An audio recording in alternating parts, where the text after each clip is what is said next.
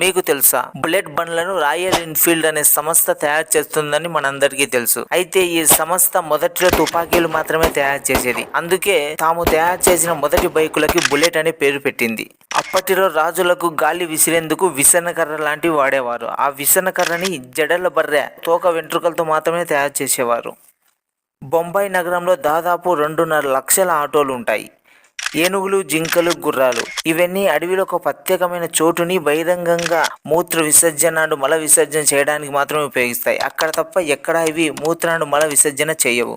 బట్టతల అనే సమస్య మనుషులకే కాదు, వయసు పెరిగే కొద్ది కోతులకు కూడా బట్టతల వస్తుందంట. ఈజిప్టులో ఎవరైనా చనిపోతే వారి పెంపుడు జంతువుల్ని కూడా చంపేస్తారు.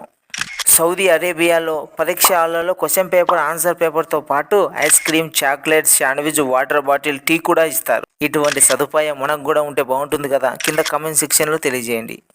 వజ్రాల తవ్వకాన్ని తొలిసారిగా ఇండియాలోనే ప్రారంభించారు. మనుషులు నిద్ర లేకుండా 11 రోజులు మాత్రమే ఉంటారు, అంతకంటే ఎక్కువ ఉండలేరు. రాజధాని లేని ఏకైక దేశం నౌరా. ప్రపంచవ్యాప్తంగా 1,00,000 కోట్ల పక్షులు ఉంటే వాటిలో సుమారుగా 600 కోట్లు అమెరికాలోనే ఉన్నాయంట. జంతువులు పళ్ళు తోమకపోయినా వాటి పళ్ళు శుభ్రంగా ఉంటాయి. ఎందుకు?